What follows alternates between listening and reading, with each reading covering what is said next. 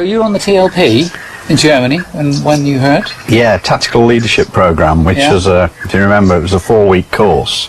Yes. I'd done the week's ground school, and then there was going to be 3 weeks of flying, and during that first week of flying, I was recalled because of this Yes. the Argentinian invasion, and I was really annoyed because I was enjoying the flying.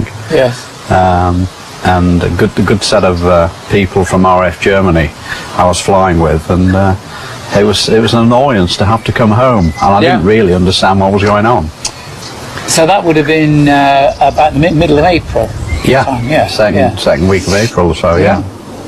Well, I was quite busy when the invasion happened, and because I was preparing we were working up training to go to Canada, the big exercise. That's right, Maple flying. That's right, yeah.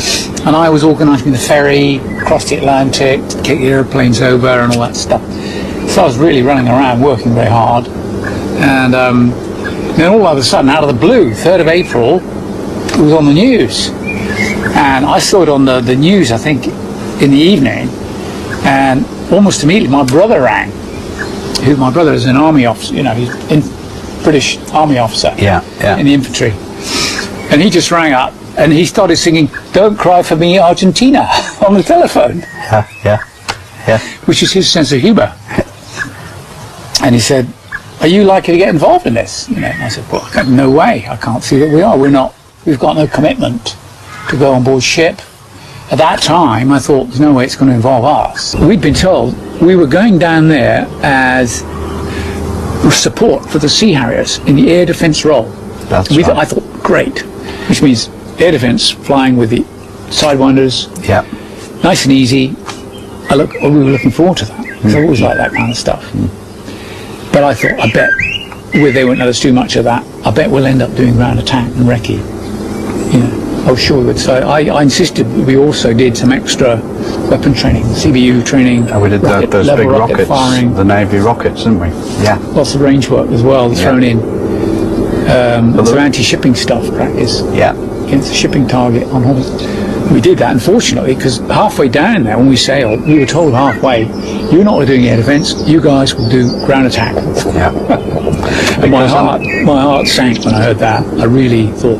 But was that because the Navy had lost They'd lost quite a few by then. They'd lost Nick Taylor, John Eaton-Jones had disappeared, he was killed, and his wingman. They had 3 guys killed. They'd lost about 4 or 5 airplanes by then, and they're having big trouble with they thought they were going to have big trouble with the air defence job, so they needed all their Sea Harriers for that, and they couldn't do any more ground attack. They didn't want to do any more ground attack. It was too dangerous. And the Admiral said, right, no, the RAF will do it. Way down, the news coming in was very sobering.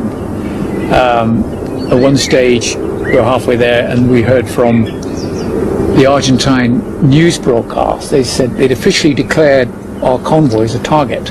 That's right.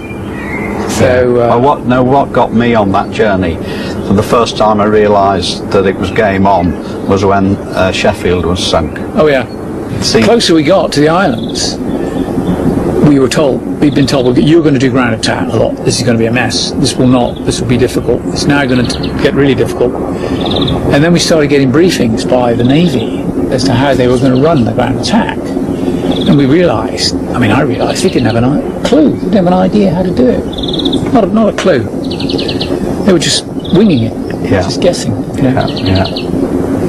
So that was not a good. It was not very comfortable, because there was all the time we were on board, there was a fear of, first of all, submarine attack, because the Argentinian had two submarines, which we were afraid were in our area or could actually attack us, and so we weren't allowed to sleep anywhere below the waterline aboard the ship, and also we had to be prepared at any time for a torpedo hit. So all the watertight doors would be shut most of the time, and every time you went through a door you had to shut it again.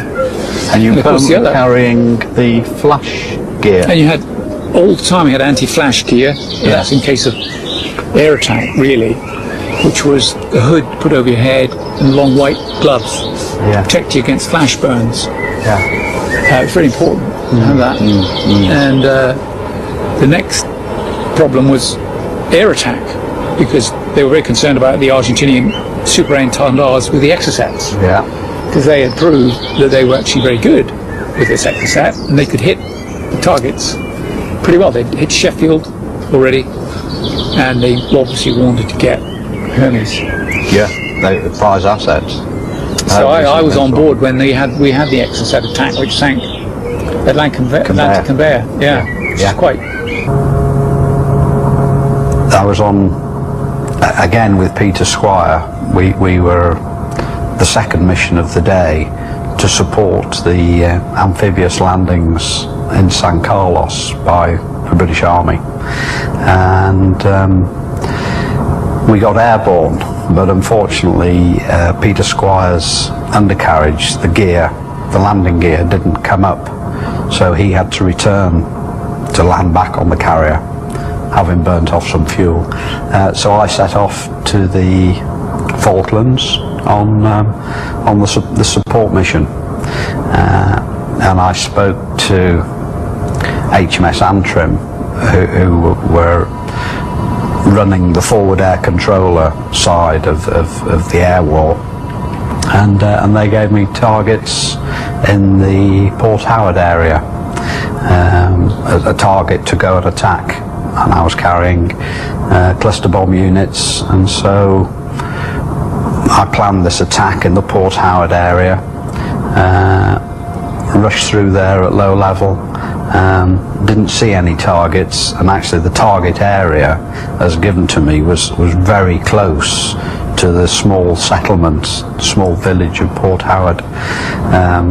So I'd have been very loath to drop any weaponry so close to the civilian population. Then I climbed back to about 20,000 feet over the islands again to speak to HMS Antrim, and they really didn't have any further suggestions, so I suggested to them that I went back through that target area and took reconnaissance photographs, so that way if there were any targets, then future pilots would have a much better idea of the terrain and where the troops were dug in, etc., etc., and how close it was to the village. So about 15-20 minutes after my first time through there, I was back on a different attack direction, doing a little over 500 knots, but this time the Argentinian forces were ready for me, and that's when I got shot down. I was doing about 510 knots. I was overflying the sea, but the land was coming up, and I was just about to, I just raised the nose to sort of coast in. So I was probably about 150, 200 feet above the sea, and I didn't see anything, but I just heard 3 large bangs in real quick succession, and the aircraft was out of control, just went into a very fast, what we'd call an aileron roll, a fast spot roll, and I can remember it quite vividly. You know, there were a few thoughts went through my mind. First of all, well, the controls aren't working. The second thing, I was upside down, and the canopy was just wall to wall water. And then the third thought was, I've got to time this right. And as I came towards the upright again, I just looked down and saw my hand pull the handle, and out I went, and I heard the crack of the miniature detonating cord, which exploded the canopy, and that was my last thought. My next thought was when I came to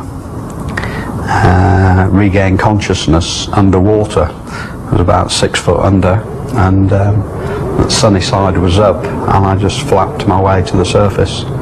So I didn't have any recollection of the ejection itself or the parachute ride, and so that was me on the surface flapping around, having survived being shot down. I was quite angry, first of all, that he'd been allowed to go on his own on the mission, because he was in fact our most junior pilot at the time, the newest to the squadron, and I don't think he should have been allowed to continue on his own. Having said that, we were delighted to hear he'd survived, and when I found out much later what he had done when he got shot down, I thought it was fine. I thought he did very well in the circumstances. People say he made a big mistake going back second time. It's easy to say that sitting here at home comfortably, but we were in a very difficult situation, and we often had to make second attacks, re-attacks on targets, otherwise we wouldn't have got the targets. That was how the war was down there. I was in a state of shock because I wasn't thinking logically or correctly. I was kept buoyant on the surface of the water basically by the buoyancy of my immersion suit, which is like a wetsuit. I had a Mae West, a life jacket, which I should have inflated, but I never did. I had a dinghy, a survival dinghy attached, partly attached to the Mae West, and I should have inflated the dinghy, but I didn't. And I was just flapping around like an idiot for 5 or 10 minutes, I'm not quite sure how long, just in a state of shock. And my first, I think I thought, oh, I ought to inflate this dinghy. And I didn't inflate the Mae West, which I should have done first. And I was just thinking I ought to inflate this dinghy when I heard voices and looked around, and the rowing boat was arriving from the shore with some Argentinian soldiers on it. And at that point I thought I'd reach for my gun, which again was a bit of a stupid thought, because there were about half a dozen Argentinian soldiers with rifles, and there was me flapping around in the water thinking of getting my gun out. But in fact, in the rush to go from the ops room to the aeroplane on the flight line, I'd forgotten to get my gun, and so I didn't have a gun, which was probably a good idea, because if I'd started waving my gun around I might have got shot. So that was probably a good thing. So then I got picked up by the soldiers, plucked out of the water, and then we rowed to shore, and that was the end of the war for me.